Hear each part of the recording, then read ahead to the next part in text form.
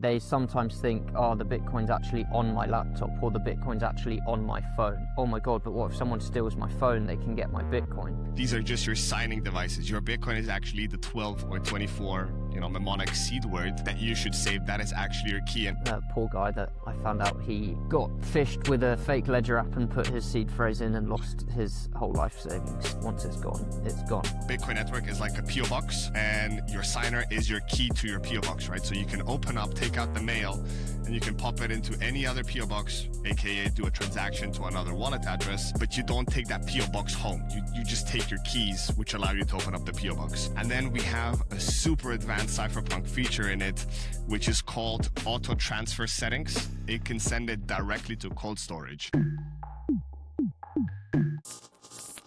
Welcome back to the show. Today we are joined by Gigi from Bull Bitcoin. So I'm super excited for this episode, but to get us started, Gigi, do you want to give us a bit of an introduction into your Bitcoin journey and then ultimately what led you to Bull Bitcoin? Yeah, thanks a lot for having me, Finn. It's a pleasure to be on your pod. And yeah, I'll keep it fairly short. For those listeners that know of Gigi, I like to ramble and I like to go off on a tangent, but I'll try to keep it short and sweet. So like my journey started just under 10 years ago in 2017 when the whole ICO boom started.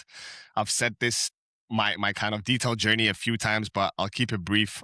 I had a background I was a financial analyst, and I moved away to kind of discover what is Bitcoin and blockchain back in the day, but it was later discovered shitcoinery land. Dabbled for a few years there, lost a lot of sats as you do.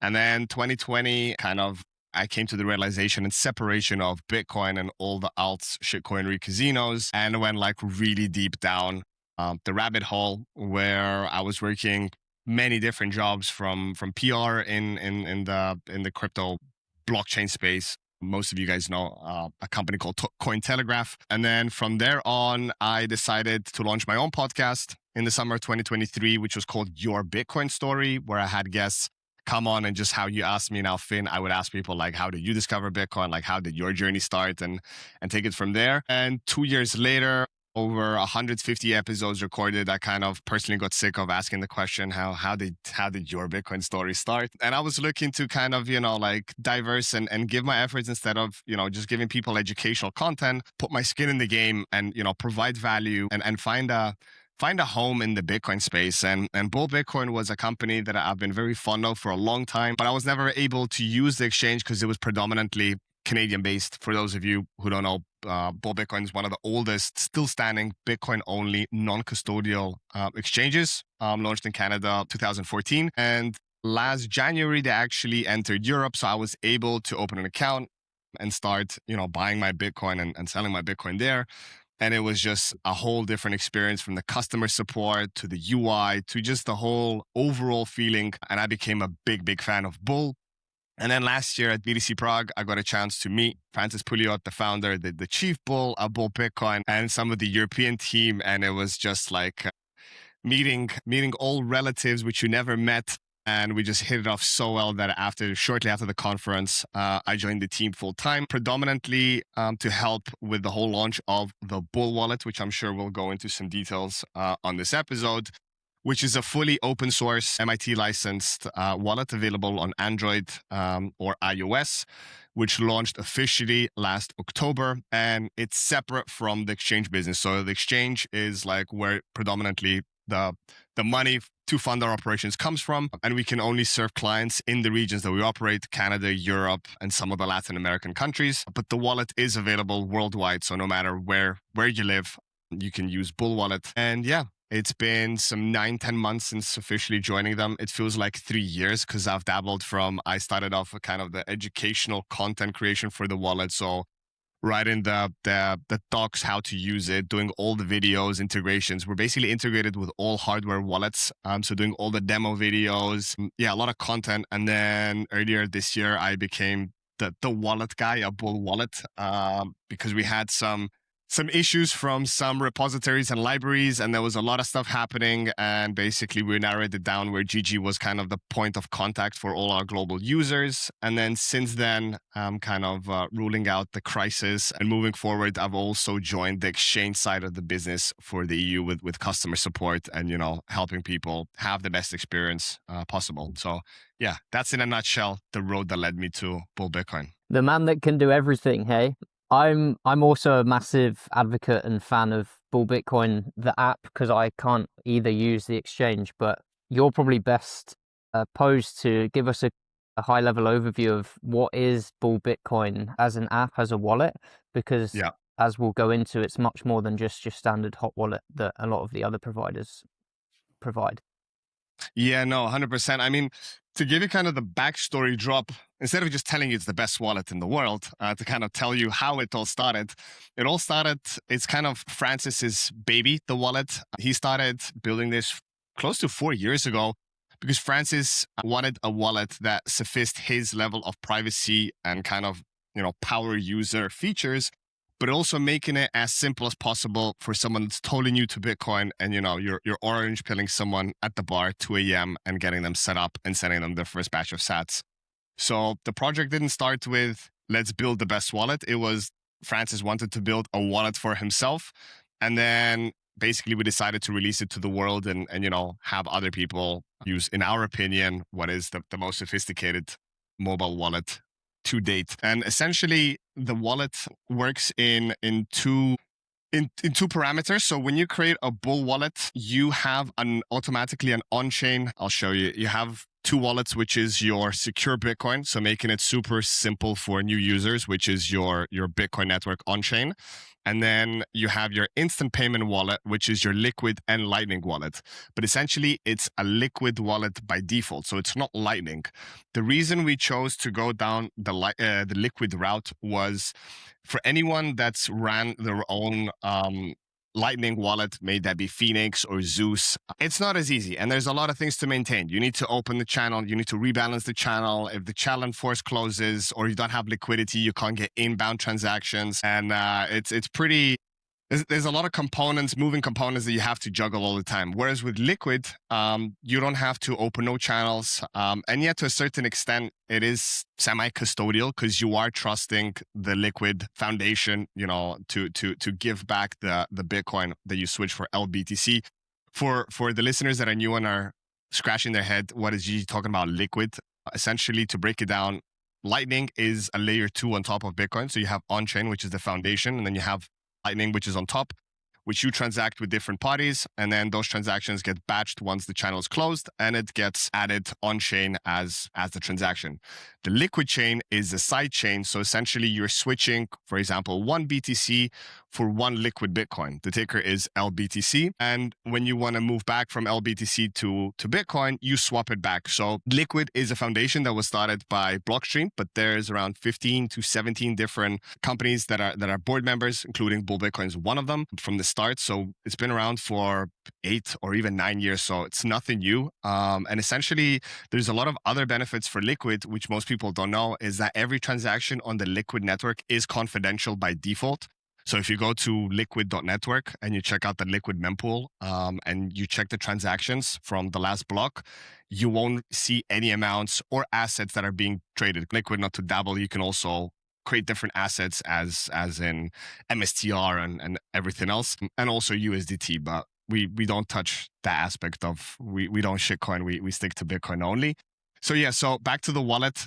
We made it super simple for people to transact with the instant payment wallet, where even though it's a Liquid wallet, you can receive and pay people via Lightning, which happens with atomic swaps that happen in the background with Bolt's exchange. So essentially the user has no idea that there is a swap happening in the background. And this is all tech that we built. So there's a fair share amount of other wallets in the space that utilize the Liquid and atomic swap technology. Not to name them directly, but there's a lot of, a little bit different colored wallets, such as dolphins and other sorts of animals that use actually our code. So because we're open source, anyone can fork our code and, slap on their own book cover and market it for us, which is really good. So when we, essentially introduce people to Bull Wallet, they're like, oh my God, this is just like this other wallet. And, you don't say, because underneath the hood, the code essentially is ours, but we just launched it later because we were too busy building, other advanced features, which I can go into just a second. And then the highlight to me is the whole cold storage integration. So as I'm sure your audience is very familiar with self-custody, that is the number one thing. So the hot wallet is kind of your stepping stone instead of holding it on an exchange. Well, if you're a Bull Bitcoin exchange user, you can't even hold Bitcoin on our exchange. We're non-custodial, so you always have to withdraw it to a wallet, hot or cold. So it made sense for us to kind of create our own wallet that we can recommend to people instead of sending them to Blue Wallet and Phoenix and everyone else.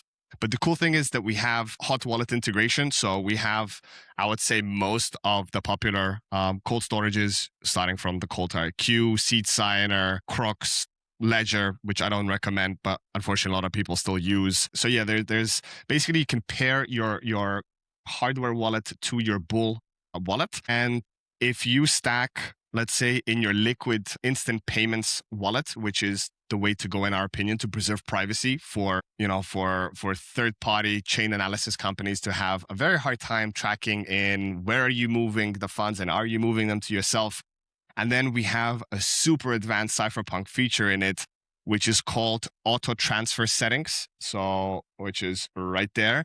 And that's what it enables is you can set up parameters on your wallet. Once your instant payment wallet reaches a threshold that you choose, for example, by default, we have 1 million sats, it auto converts it to on-chain, and it can either send it to your secure Bitcoin wallet, which is your on-chain hardware wallet on your device, or if you pair your hardware wallet, it can send it directly to cold storage.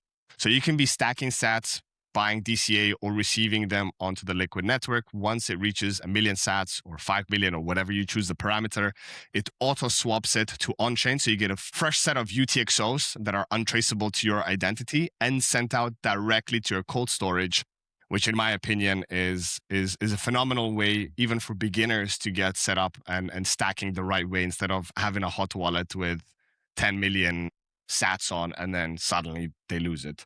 So yeah, I'll stop there. There's a lot more other features that I'm excited to share, but I don't want to go on a half an hour tangent about shitting Bull Wallet. To continue going down that thread, there's a few features I want to talk about, but to keep it potentially a bit technical for the audience just for now, and then we'll rein it back in.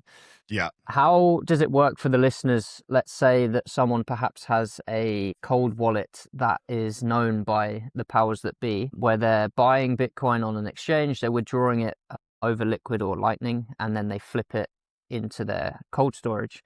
If they also want to be using this app for peer-to-peer non-KYC Bitcoin, how does that work with the Lightning and Liquid integration, that there's no crossovers between their peer-to-peer Bitcoin and their KYC Bitcoin? So the best way is just to use different wallets for like your KYC stack and your non-KYC stack. But if I'm understanding the question correctly, like someone that's been like DCAing on a KYC exchange for years and they have this like KYC stack and they're trying to figure out like, how do I anonymize it to a certain extent?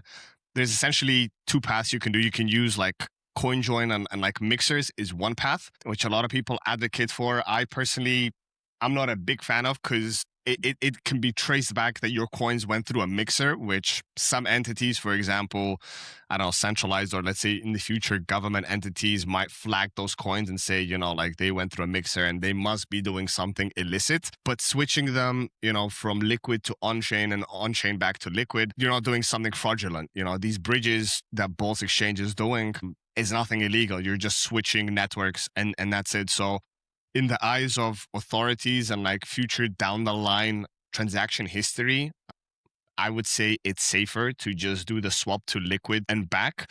Of course, you want to be smart about it. You don't want to swap, 0.1, 10 million sats into Liquid and then an hour later back from Liquid back to on-chain. Because keep in mind also on the Liquid network, blocks confirm every 1 minute. So like every block has a lot less transactions and there's not that much volume, even though it's been increasing a lot over the 12 months. I think Bull has something to do with that transaction volume. But generally, like it's you want to be smart with how you go back to on-chain and batch it over a longer period of time. And instead of, in the example, you switch zero point 0.1 of KYC Bitcoin, you move back, let's say, zero point 0.2 million 2 days later, and then 3 days later you do 2.6 million, and then you do another 3.1 million. You like batch them out and slowly move them to a new hardware wallet. Does that answer your question, Finn, or you had a different spin on it? Yeah, it does. That was a slightly different spin, but that answers it better than the way I asked it. So let's stick with that. One thing that I think would be useful for listeners and my clients as well, I get this question a lot. So hearing an answer from a different perspective or a different voice would be really beneficial here. Yeah. Obviously, a complete beginner, when they are setting up their self-custody, they sometimes think, oh, the Bitcoin's actually on my laptop or the Bitcoin's actually on my phone. Now, we obviously know that's not, and we need a signing device to allow Bitcoin to move addresses. Correct. So when helping people set up with their phone, the first thing is like, oh my God, but what if someone steals my phone? They can get my Bitcoin. Do you want to give a bit of an overview and perspective on how that's not correct and how it actually works and how people may be able to frame it in their mind? Yeah, no, sure. It's a great question. And yeah, with my experience of doing self-custody and helping people for many years, they have the same analogy, like I have my cold storage set up or like my mobile wallet, and that's where my Bitcoin lives. And if I lose it, it's all gone. But actually, as you said, Finn, 100% correct. These are just your signing devices. Your Bitcoin is actually the 12 or 24, mnemonic seed word that you should save. That is actually your key. And how I give an analogy to people that kind of have a hard time putting their head around, I give them the analogy that, the Bitcoin network is like a PO box, and your signer is your key to your PO box, right? So you can open up, take out the mail, and you can pop it into any other PO box, aka do a transaction to another wallet address. But you don't take that PO box home. You just take your keys, which allow you to open up the PO box. So that's an analogy that kind of works in my cases with the mentees that I've been teaching over the years, to tell them that the signing device is your actual key and not the storage of Bitcoin. Now, going to the second question, which you mentioned about keeping your sats safe on a hot wallet, for example, with Bull Wallet. Another great feature that we created, I don't know if you heard of Recoverable. So we created the protocol to help and do a new easy way to store and recover your wallet in case your phone gets lost or stolen. Have you heard of Recoverable, Finn? I've seen it on the menu, but I've not clicked on it.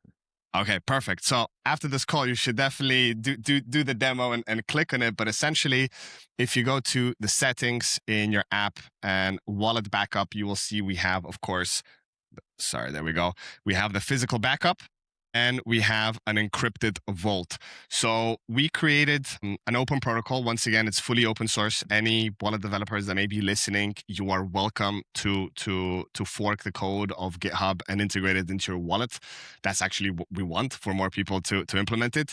And essentially, it helps especially new people that are worried about losing their 12 words, having a backup on an encrypted cloud. Now, to keep it top level, and for the skeptics that may say, oh my God, like you should never keep your seed on a cloud. Yes, I agree. You should never keep your seed on a cloud in open text. But with Recoverable, and if you're a technical guy, you can go to recoverable.com, and we have like a very detailed technical paper and a half an hour by Francis Pouliot, really taking you deep under the hood of how things work. But to keep it top level, we essentially break down your seed for your Bull wallet. So keep in mind, this is not a solution for long-term storage, but for your phone wallet, if you have like a few million sats on it, and God forbid, as I said, you lose it or someone steals your phone, you can always recover it by the Recoverable option. And how it works is, when you set up your Recoverable, you can choose to back it up on your email, so your Gmail account, your G Drive, or local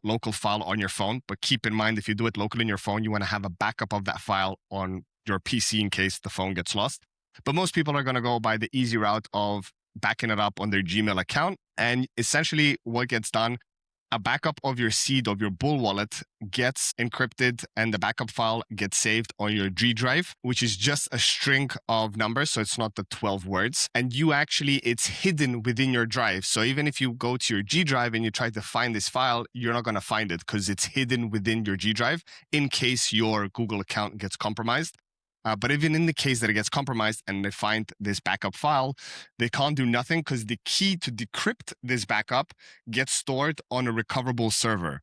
Now, Recoverable server is not run by us. We don't want the responsibility of that. And we've learned through other legal cases that we don't want anything to do with withholding people's keys. It's run by volunteers. So for example, Finn, if you run already your own node, you can also run a Recoverable server.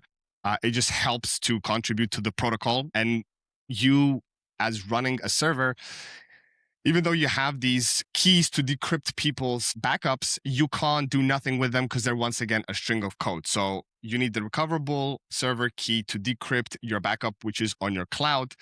But the way to connect those two things is through a PIN, which you create when you set up Recoverable. So it's a minimum 6-digit PIN. It can be numbers or it can be a password. And essentially, with those three components, you can always recover your Bull wallet, of course, your on-chain and your Liquid instant payments wallet. And it all works through, as I said, definitely try it out after the pod. And anyone listening, go ahead and download Bull Wallet and try the Recoverable option because it's very cool. You first initiate a connection to a Tor network, so you don't have to have Tor on your phone. It all does it under the ground, in the background of the app. And once the Tor connection is connected, then it connects to the closest Recoverable server wherever you are in the world. Even if you're a newbie, you feel a bit cypherpunk with all this encryption going on, and it's done so simple that tomorrow you lose your phone, you buy a new device, you download Bull Wallet, you, instead of clicking create new wallet, you click recover wallet, select recover encrypted vault, enter your email that you backed it up with, enter the PIN, which you create once you do the backup, and voila, you have full access to your assets. We tried to make it super simple. You set it up within a matter of 2, maximum 3 minutes. Tor connection is usually the longest one that you have to wait for the Tor connection to get connected. But from then on, it's very straightforward. So yeah, that's another innovation that we brought in to help people with, being able to restore their Bitcoin in case, they lose access to their mobile device. Another super cool feature, and I'll definitely look into that after this episode. One thing I do want to reiterate for anyone listening that might be a bit confused is what we're talking about here is backing up your hot wallet. So if anything happens to your phone, you can restore access. Now, on your hot wallet, you never want to keep, I say, be curious on your opinion, you never want to keep any more Bitcoin on there than you'd walk around the street and cash with, or that you'd be happy to lose. It would still sting, but you can never see it again and it not make an impact on your day. It's very different to cold storage and exporting a wallet that you can't use without the signing device on the app. I just want to clear that up in case anyone misinterprets, because there's been some not fun stories recently about people doing the wrong thing with seed phrases, etc. I totally agree with everything that Finn said. I have the same ideology. You keep on your hot wallet whatever you'd keep in your physical wallet, so like a few $100, and that's that. Like, I'd probably max $1,000, depending, of course, what your income is. But yeah, you don't want to hold too big of a funds. And yet your cold storage seeds, you never ever put anywhere online. They always need to be offline. May that be seed plates, may that be encrypted SD cards, or whatever other way you want to store them. Yeah, 100%. I've got a pod coming out next week after this one. Poor guy that I found out he got fished with a fake ledger app and put his seed phrase in and lost his whole life savings. So he'll be on next week to share his story, but it is super important for people to consider and really pay attention to, because once it's gone, unfortunately. Gigi, running your own node, you can connect your node to Bull Bitcoin, which is super cool. Do you want to talk a bit more about A, the importance of running a node for those that aren't aware, and B, how that integrates with Bull? Yeah, sure. So going with the second question first, like the importance of running a node, I think it's crucial for anyone that's serious about Bitcoin and wants to live a sovereign life, is to run a node, and not for the basis of oh, let's make the network more decentralized. Yeah, that's one of the points. But the most important point is for you to verify the transactions that you're receiving and sending out broadcasting are actually legitimate. As the saying goes, don't trust, verify. People like saying that quote. But actually more people should put it into action. And running a node today is super easy. You know, we have fantastic vendors out there. Shout out to Start9. I'm a big supporter, and we're good friends at Bull with Matt Hill and the whole Start9 team. It's super easy. You can even buy their device, and actually that's how you can support them. You buy one of their servers, you plug it in, and within a few clicks, you start running your own node. And actually with Start9, you can do a lot more things. You can run your own file server. There's a whole plethora of decentralized and essentially sovereign applications that you can run yourself. Or you can go the other way, Umbrel, which is another option. Once again, plug and play that you can do. Or going back to Start9, the StartOS, which is the Linux distro that runs their servers on, you can actually for free download it online and install it on your device, which is something I did. I'm no way like very technical, even though I might sound technical and everything I'm doing in day-to-day is technical. But like when I set up my Start9 node like 3 years ago, it was far off technical and it was very straightforward. So you can even do that, recycle your old PC. I'm sure a lot of us have, old junk PCs lying around or laptops, which are just collecting dust.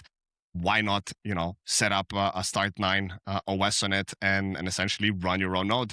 So yeah, with that being said, the importance of verifying transactions, you can connect your Bull wallet to your own node so that whenever you're transacting or receiving or just checking your balance, you are routing that data through your own node, which also helps with the sovereignty and privacy aspect. If you're not running your own node and connecting your wallet to your own node, you are trusting another server, someone else's node, to not be collecting your IP address, your transaction history. And even though, you might seem, using a Blockstream server, for example, is, like it's safe, but you don't know who's gonna, get a hold of those servers later down the line. An Alphabet agency may, seize, and not to say anything about Blockstream or anyone else, but yeah, using someone else's infrastructure is definitely not the sovereign way. So yeah, we definitely running your own node and connecting with Bull Wallet is something that was quintessential to our setup. And it's also super easy to do as well. So yeah. Another amazing feature. Gigi, this has been awesome, super insightful, and Bull Bitcoin and all the links will be down below along with yours. Is there anything that I've perhaps missed or not touched on that you think is important to mention? Yes, there is. So to finish off my mega shill of Bull Wallet, which I think is one of the most unique, and we're the only open source wallet in the space that offers this. And I think a lot of your listeners who are new to Bitcoin will really appreciate that, especially after everything we spoke about: liquid, recoverable, running your own node. They're like, holy shit, like guys, I'm only starting to stack sats, like, and you've taken me deep down. Well, we have a solution for you. Within the app over here, you have a chat box. And if you click on it, it'll connect you to a support chat, which is live, and it's a never-ending chat with support. Now, on the other side, you speak to real humans. Most probably it'll be yours truly, Gigi, answering any questions you have, or my colleagues if it's during my nighttime. And we actually offer this for free, so you can ask any question you want. We try to respond as fast as possible within 15, 20 minutes or sooner. Sometimes it can be longer, but within the 1 hour, you definitely get an answer.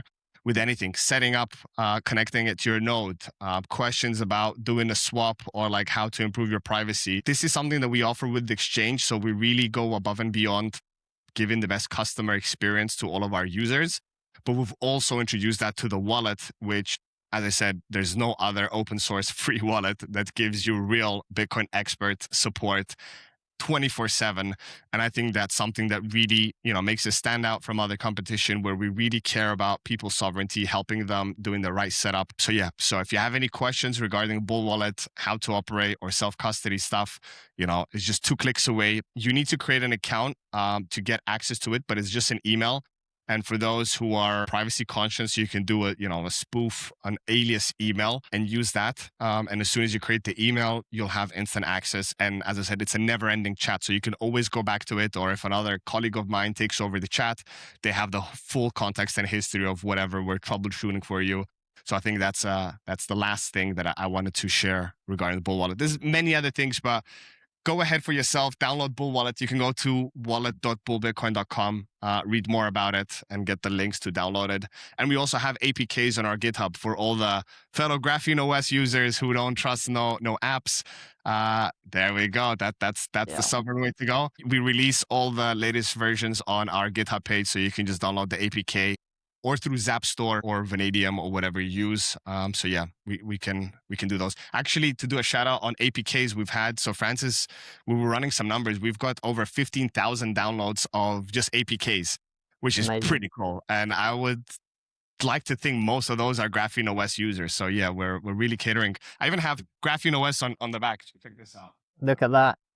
How good. Freedom maxing, and we have iOS, GrapheneOS, and Android. I think we're the only company that's free shilling GrapheneOS and helping the guys get the word out. But yeah, I mean, it aligns with the brand. So yeah, I'll finish the rant there. Yeah, 100%. And if you want a Graphene phone as well, I'll leave a link in the description, because especially in the UK with what's going on at the moment, you might want to grab one before you can't. Gigi, thank you so much. That's a great way to finish, and I think it'd be super valuable to do a round two, perhaps talking about the exchanges and everything that's going on that isn't ready to talk about yet, but will be in the near future. So to finish us off, where can everyone find you? Yeah, so as of recent, I'm staying away from X. It became, as I said, my last tweet was, it's a junk dump and too much noise that takes away from my focus. So I'm Nostr exclusive now.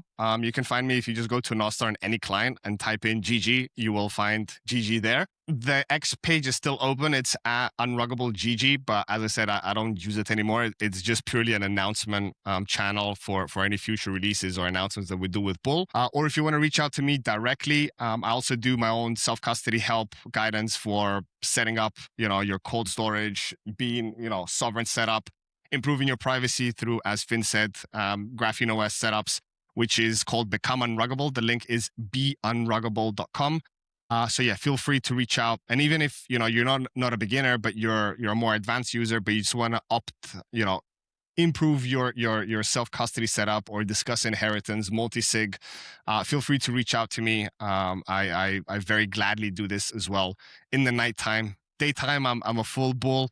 Nighttime, I'm a full Become Unruggable guide. And yeah, I think those are the best places to find me online. Awesome. They'll all be below, and we can't have enough people helping people be secure and unruggable. So thank you for everything that you're doing in the space, Gigi. Thanks for jumping on. And guys, we'll see you on the next one.